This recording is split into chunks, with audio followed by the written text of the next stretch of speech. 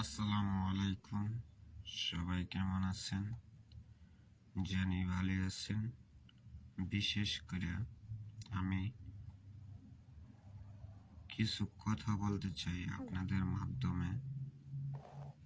Major ডালিম sir, উনি 50 বছর পরে, স্বাধীনতার 53 বছর পরে বাস্তব একটা সত্য কথা মেসেজ নিয়ে 5 জানুয়ারি 2025 সাল তিনি একটা মেসেজ দিছে। এই লাইভটার মধ্যে, ইলিয়াস ভাইয়ের ইউটিউব লাইভটার মধ্যে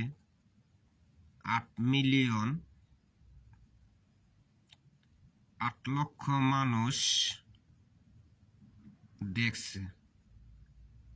এখনো আমরা ভাবি আমাদের বীর মুক্তিযোদ্ধা লাখো শহীদের মেজর ডালিমকে আমরা দেখতে পারছি। আমার একটি বার্তা থাকবে, আমারই একটা বার্তা থাকবে। বার্তাটা হলো, মেজর ডালিম কি সঠিক কথা বলছে নাকি শেখ মুজিবের সঠিক কথা? কোন কথাটা যাচাই করার জন্য আমরা এটা তদন্ত করার জন্য বা একটা হিসাব করার জন্য আমার এই একটা মেসেজটা হলো, মেজর ডালিম একটি মুক্তিযোদ্ধা সৈনিক। স্বৈরাচার শেখ মুজিবর একটা কথা বলছিল,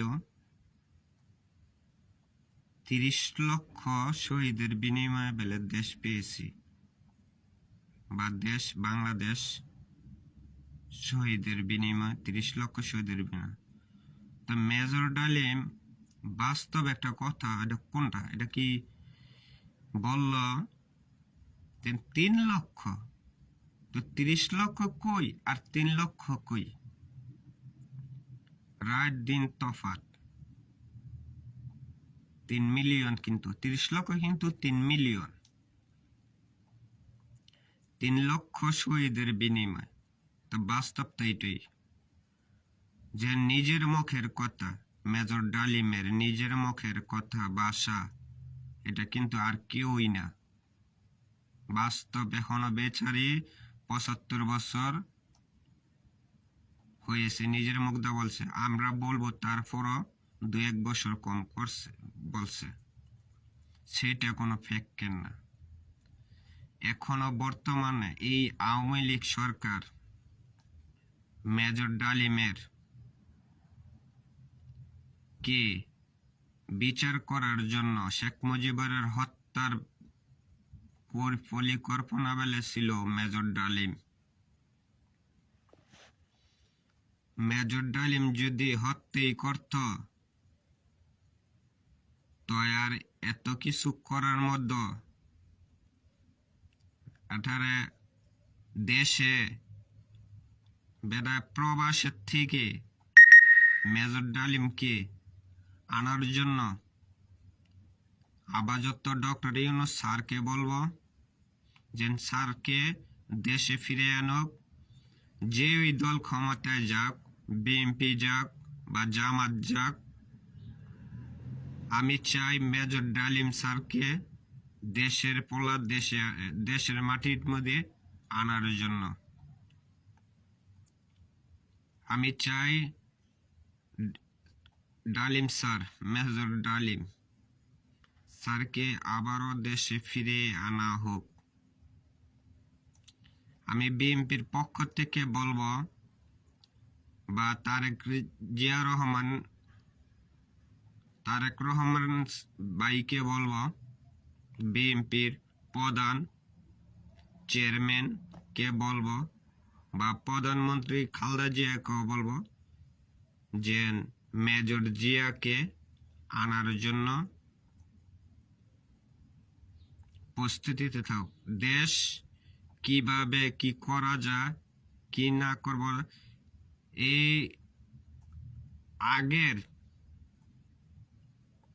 স্বাধীনতা লাভের আগে 30 লক্ষ শহীদের এই বুয়াটো, এই খবর টবর, এই নিউজগুলি সব করা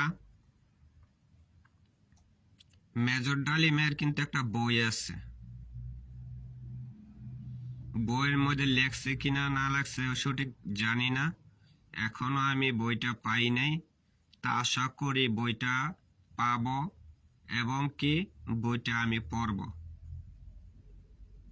বিশেষ করে আমি আবারও একটা মেসেজ দিতে চাই। মেসেজটা হলো যে আমাদের 3 লক্ষ শহীদের বিনিময়ে বাংলাদেশ পেয়েছি, আর শেখ মুজিবুর বলছিল 30 লক্ষ শহীদের, 2 লক্ষ মা বোনের।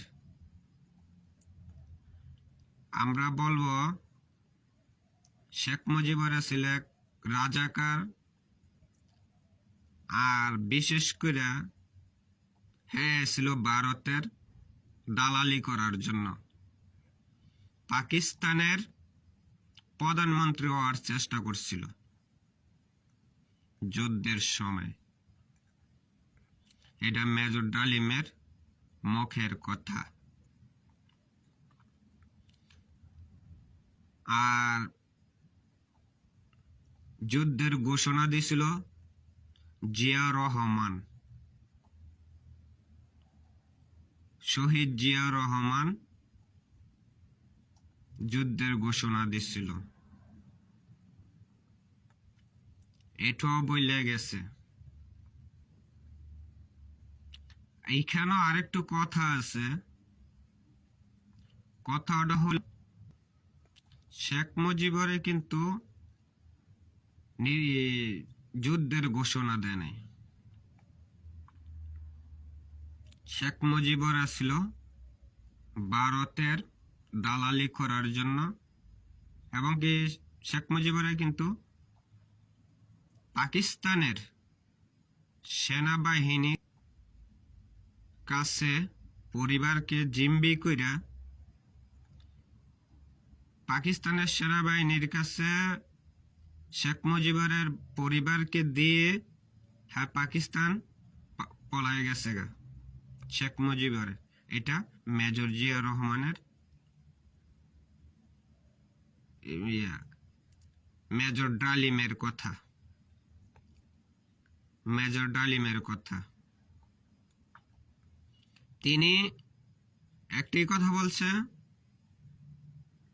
যে শেখ মুজিবুর এটা ছিল স্বৈরাচার, আর হাসিনা খুনি হয়েছে আর এক স্বৈরাচার। 2 স্বৈরাচারই কিন্তু পলাইছে। যুদ্ধের সময় শেখ মুজিবুর পলাইছে পাকিস্তানে যাইয়া, আর পাকিস্তানের প্রধানমন্ত্রী হইতে চেয়েছিল। এটা মেজর ডালিমের কথা, এটা বাস্তব। আর বিশেষ করে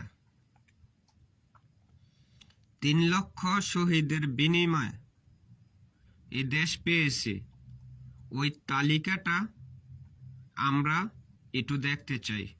সারা বাংলাদেশের মানুষ মেজর ডালিমের মুখের কথা 3 লক্ষ শহীদ দিয়েছে, শহীদের বিনিময়ে দেশ পেয়েছে। তাই আমি একটু বলবো, আমার বলার একটু কথা হয়েছে কোনটা, যে এই 3 লক্ষ শহীদের প্রতিটা পরিবার আছে, প্রতিটা হিসাব আছে, কিভাবে কিভাবে কোনটায় কি করা আছে, এই জিনিসটা আমরা সারা বাংলাদেশের জনগণ হিসাবে দেখতে চাই। আর এইখান থেকে স্বাধীনের পরে আমরা যেন স্বাধীন করে আনলাম, মেজর জিয়া রহমান মেজর ডালিমের কথা। মেজর ডালিম বলছে এইখান থেকে স্বাধীনের পরে